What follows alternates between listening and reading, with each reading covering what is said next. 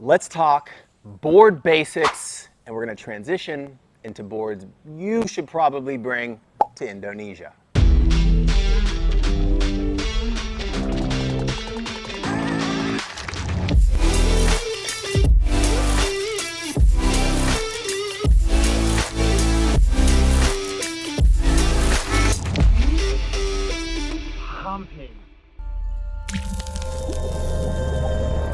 I'm here with my good pal, Twiggy, and we are going to chat board basics. If you're in that beginner, moving into intermediate or lower intermediate realm, these are some fundamentals of boards that you should know so you can make more informed decisions about where to travel with boards, what boards to take, and what boards to buy. This is not super detailed, nuanced, highly scientific. I know fundamentals of boards and it serves me well.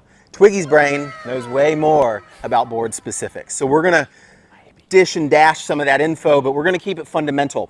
And then, like I said, we're gonna move into discussing what our guests bring on surf coaching camps to Indonesia. So this can help you on your surf trips. So let's get into it. Let's do it. Let's do it.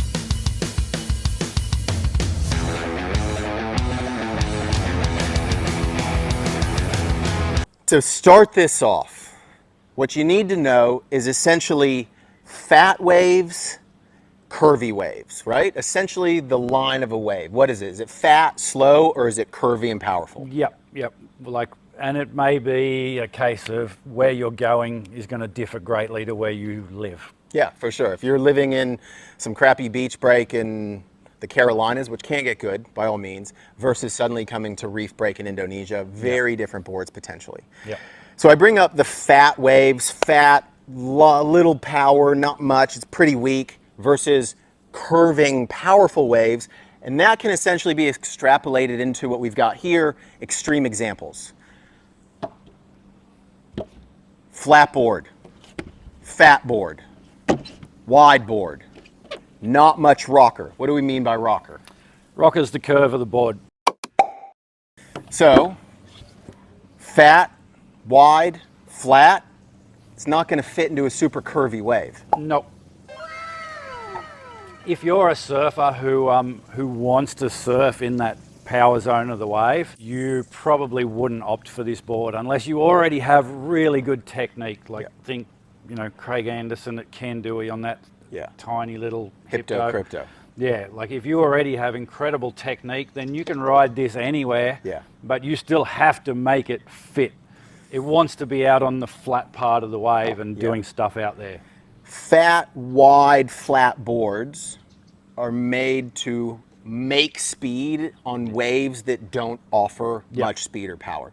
And like Twiggy alluded to, you put a pro on something, he's going to rip. We're talking basics and fundamentals. All these nuances we talk about with these boards, there's variables and tangents of that based on your skill level, right? But for bare bones basics, fat, flat, wide, minimal rocker, so again the curve, it wants to be surfed on fatter, flatter, slower waves. 100%. And if you bring it into more powerful waves, it's going to want to get away from that power zone. It just wants to head to the shoulder with a lot of speed, and it makes it harder to control. So obvious the difference, fat, flat, wide, long, skinny, it's a knife. And look at the rocker. So again, Twiggy, when we're talking about rocker, we're talking about the curve. Like that's pretty pronounced. Absolutely, yeah. So even being an older board, this is a great example of an Indo gun, Yeah, I bought this off of one of the guests on our surf trip specifically to surf in Indonesia here. When it gets big and stresses me out and scares me and I don't really want to surf. So hope you have to surf it. So the basics, this is curvier. It's going to fit into curvier waves. This board is designed to handle speed and power, not make speed on a shitty wave. And there's also differences as far as what entry into the wave is concerned too. Having that length, you're going to feel the wave lift the back of the board a little more smoothly. Rather than this tiny thing's going to get lifted up really suddenly and create uncomfortability in the surfer. So for bare bones essentials, for people to make more informed decisions about the waves they're surfing at their house versus where they might be traveling to, what do you have to add to Fatter, flatter works for softer, weaker waves versus curvier, more powerful waves. How can somebody kind of take that and extrapolate it based on where they're traveling, where they're going to? What else do they need to know? It's a great question. Like, I mean, if you can get an idea of the difference of the wave that you're going to compared to what you normally surf, you should be able to use some basic information like this just to go, okay, something in this realm of surfboard is going to serve me well in those waves.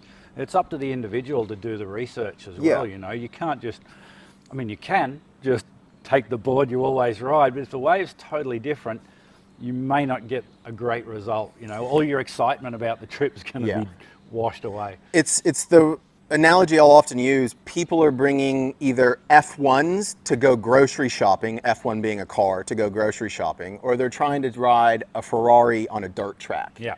So this on a super powerful, high-speed barreling wave, that's like trying to take a Cadillac onto like an off-road track or an F1 track or something.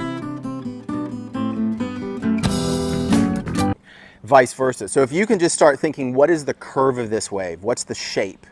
Is it really curvy, powerful, or is it soft and weak? You can start making a better informed decision of, do you need something with less rocker, it's a bit fatter and a bit wider, or an extreme example, something that's gunned out, looks like a dagger, and has heaps of rocker. Yep. Pretty straightforward. Yeah. And if you're going somewhere where you believe the waves are quite similar to your home break, you can and you know, you have the advantage of taking 2 or more boards. Yeah. Take your normal board and something that's going to lend itself to a little more feelings of more excitement. Sure. Nothing too extreme. Yeah. Just something that, like, once you've had a few surfs on your board, you can go, all right, now I'm going to try this thing with maybe a bit less volume, a bit more bottom curve or something like that. Yep. And see how it feels, but don't make the extreme jumps. And that's going to come up in a moment again when we're talking about recommendations for not only our guests, but for those of you taking maybe your first trip to Indonesia. I think your shortboard or your Paisel and mine are a good representation of a shortboard that's in between fat, wide, flat. And this is what we'd essentially call a gun. This is a barrel board. This thing wants to be in the curviest, hollowest, most powerful. Standard shortboards are kind of in between. And this can vary a lot. You could have a groveler shortboard. This is a CI Pro, so it's a more performance shortboard. You can see this thing's got some curve. That's got some rocker. It's got a little width in places. Grovelers might be a little shorter, a little fatter, but still have rocker. So there's a lot of variance in between there. Absolutely. And if, like, I mean, for example, something we have been talking about on the trips is, like, even coming from Bali to the Mentawais, I've discovered I can, like, drop a couple of liters because the waves are so perfect here, and it makes things much more exciting. You've actually been stealing mine. Love his board. This is one of my step-ups. It's a 6.1 Fever, 29 liters. So I use this as a bit of a step up from the CI Pro. This is less of a step up than this absolute barrel board, but it's a high performance board. And like you said, this is less liters than you normally buy, but... So I went from my 6.3 Paisel radius, which is just over 32 liters, to this 6.1, which is 29.1 or something like that. Yeah. And I had a few waves on it and it felt amazing, but was in perfect, like, shoulder high, perfect right-handers. Macaronis, and I was like, oh my Roxy's. God. Yeah, and then I rode it at Macaronis and I didn't really want to give it back to him, to be honest. I've actually ordered one for the record, so yeah. So again, I think the simple analogy of you making more informed board choices just about look at the rocker, look at the outline. Is it fat and wide and flat? It wants to be on fatter, wider, flatter waves, weaker waves. More curvy, more gunny, the more powerful the wave, because it wants to be surfed in those curves on those pockets, where that can surf mid-face, out on the flats, weaker stuff. Yeah. Could it be more simple than that? It basically is that simple.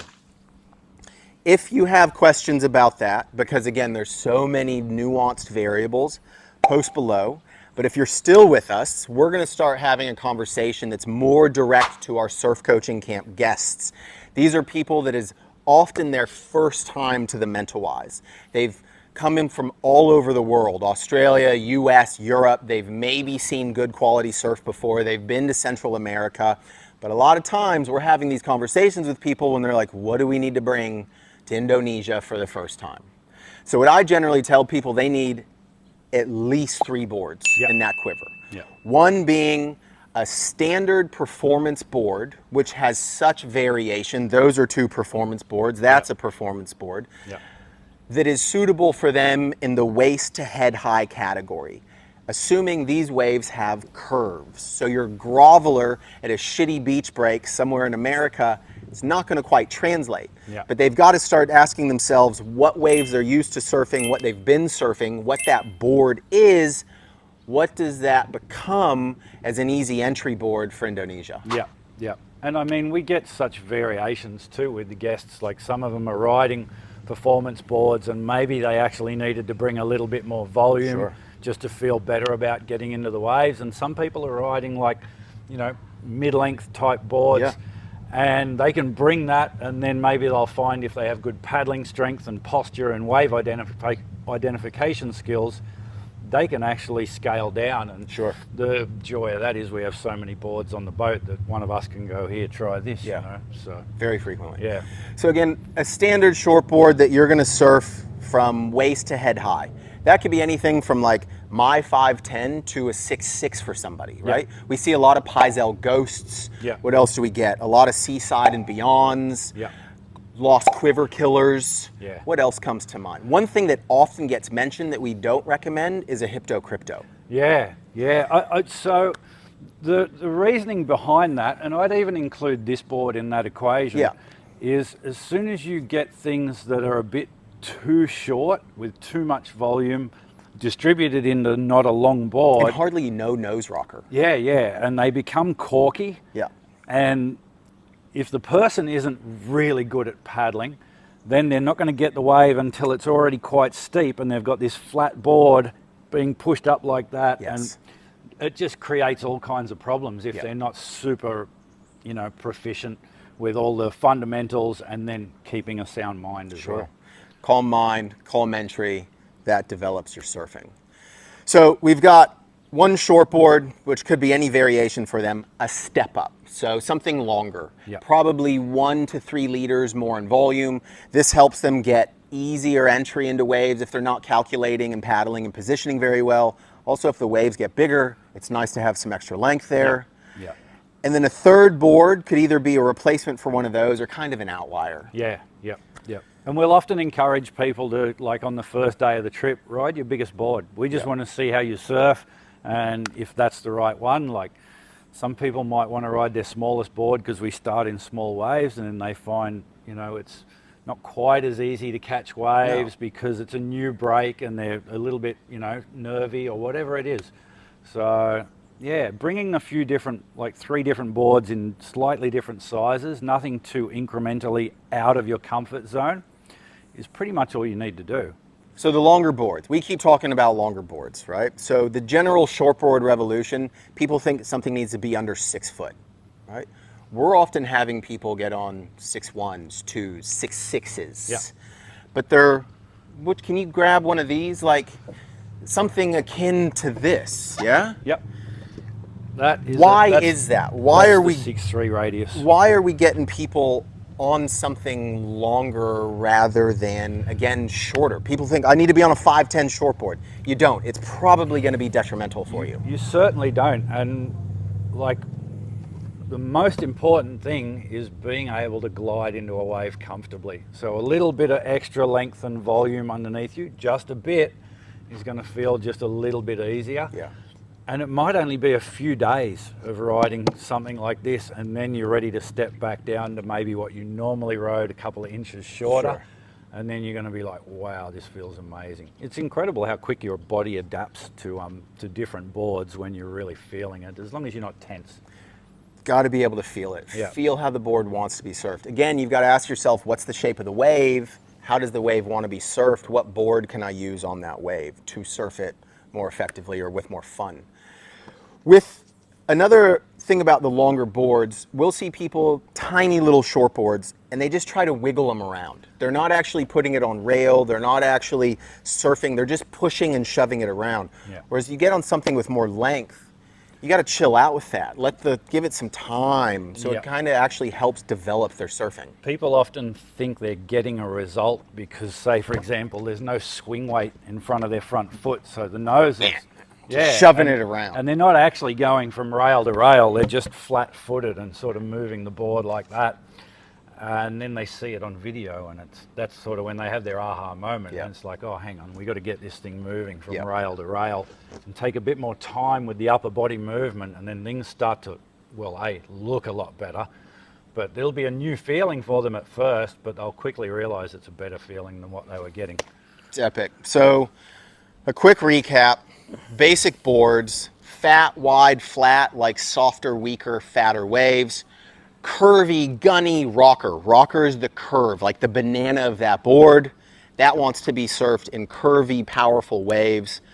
And for the recommendations for guests coming on our coaching camp trips, or if you're coming to Indonesia for the first time, you need a shortboard that's available or accurate for you in any realm of that 5'10" to 6'6". You've got to work that out yourself based on what do you surf at home, what are you used to surfing, what's actually going to work on the waves that are suited here in Indonesia, and then bring at least 3 boards. Yep. You got any additions to like what they need to know? Man, if they're going to fire questions off, then add Post some them below. data. Don't just ask a question like about, oh, what about this board, without including what you normally ride, that kind of thing. The more data you put into a question, the easier it is for us to answer it. And again, we're often not having people make extreme changes, right? So again, car analogy, you're not trying to go from a go-kart to a Formula One. Right? There needs to be some steps in between there. So we're not telling people they need to get off their Minnie Mouse suddenly to a 5'11" shortboard. Yeah. It's figuring out what you're accustomed to surfing, what boards are more suited for your destination, and what that meshes to become. Yep. And then between 2 and 3 boards, you've got options depending on that wave, and it's not too big of a jump for you based on what you're used to surf. Yep. And inside that, give yourself an honest appraisal of how good are you at paddling, how fit are you, how smooth is that paddling, your wave identification skills. Like, only you currently know all of this stuff. We don't know it until we see it. So if you can give your own honest appraisal of that and sort of not work too far out again of your comfort zone, you should be fine. Make better board choices, take some good trips, maybe join one of our surf coaching camps.